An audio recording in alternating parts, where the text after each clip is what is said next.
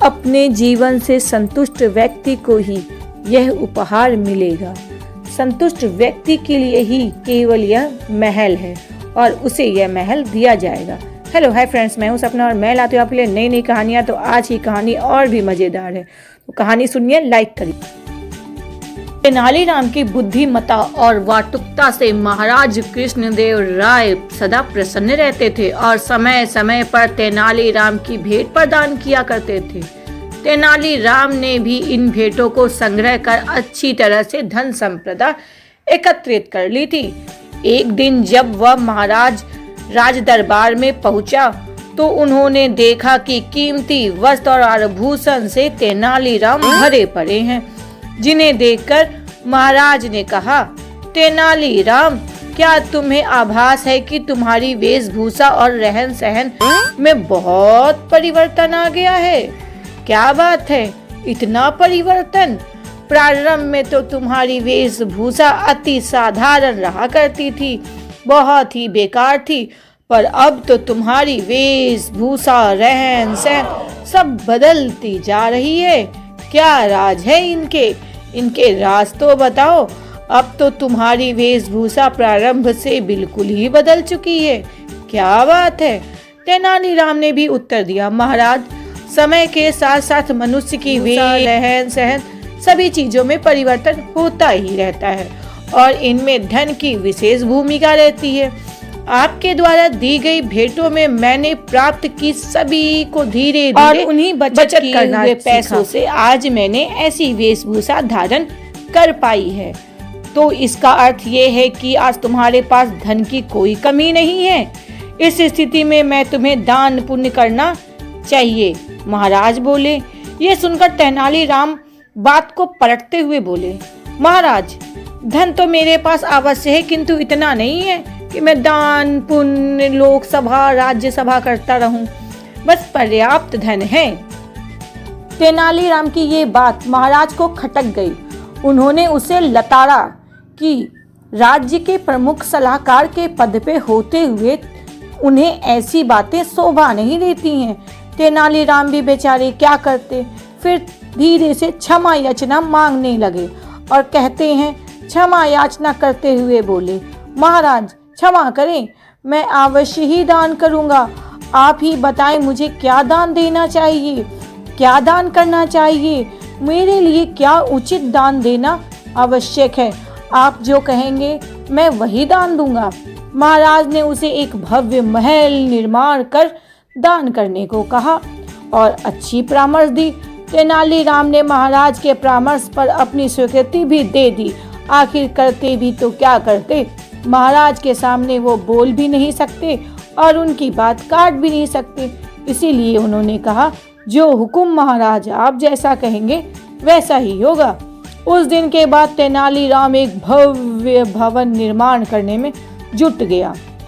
1 महीने, 2 महीने, 3 महीने, ऐसे ही कई महीने चलते रहे और तेनालीराम का भवन बनकर तैयार हो गया। महल निर्माण होने के बाद बारी आती है अब उसे दान देने की। लेकिन किसे देना चाहिए, कैसे देना चाहिए, किस व्यक्ति को देना उचित होगा, किस व्यक्ति को नहीं देना उचित होगा, ये सब सवालों में तेनालीराम फंसे हुए थे। क्यों, भवन यूं ही तो किसी को दान में नहीं दिया जाता है, वो तो उचित व्यक्ति को ही दिया जाता है। तेनालीराम सोच समझकर उस व्यक्ति को सोच ढूंढने में लग गए और उन्होंने भवन के सामने एक तख्ती टांग दी, जिस पर लिखा हुआ था, जो व्यक्ति उसके पास जो कुछ भी है उसमें वह प्रसन्न और संतुष्ट होगा, वही इस भवन को दान लेने का पात्र होगा। समय व्यतीत होने लगा, किंतु कोई भी तेनालीराम के पास आया नहीं। काफी समय बीतने के बाद उस भवन के सामने से एक निर्धन व्यक्ति भवन के पास से गुजरा। उसकी दृष्टि उस बहुत भव्य, बहुत बड़े महल पर पड़ी। उसने सोचा कि ये कैसा महल है। फिर उसकी दृष्टि उस लगी हुई तख्ती पर पड़ी। तख्ती पढ़कर वो सोचने लगा कि इस नगर के लोग कितने मूर्ख हैं जो इस भवन को दान में मांगने ही नहीं जाते? क्यों ना मैं इस भवन को मांग लूं। और तेनालीराम के पास पहुंच गया और उसने भवन दान देने की याचना करने लगा। तेनालीराम ने पूछा, क्या तुमने भवन पे लगी तख्ती को पढ़ी?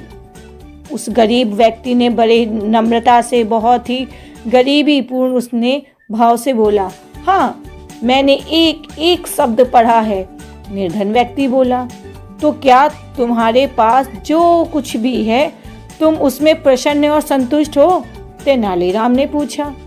मैं पूर्णतः संतुष्ट हूँ, निर्धन व्यक्ति ने फिर उत्तर दिया।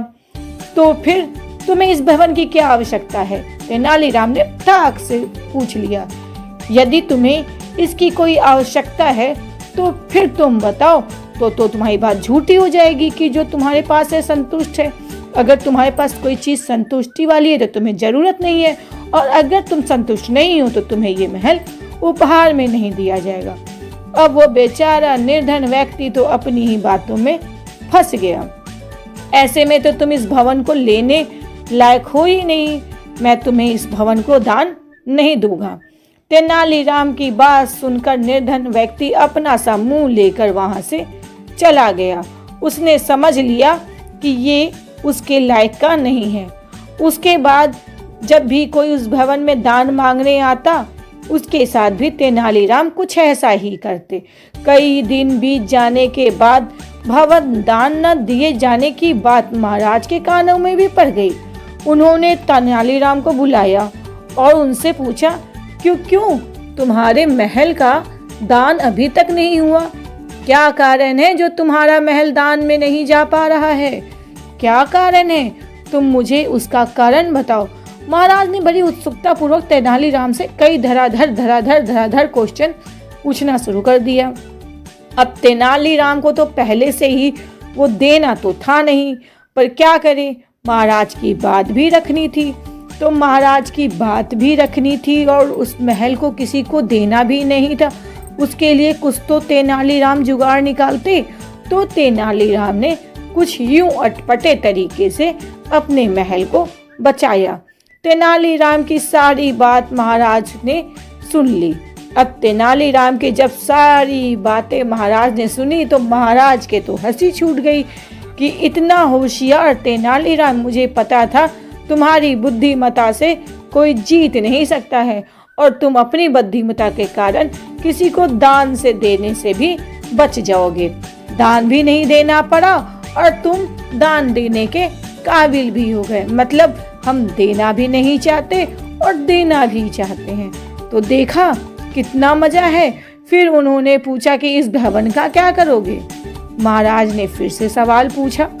तो तेनालीराम बोल पड़े, किसी दिन का शुभ मुहूर्त देखकर इसमें गृह प्रवेश कर डालूंगा और फिर मैं सब परिवार अपने इस महल में रहने आ जाऊंगा।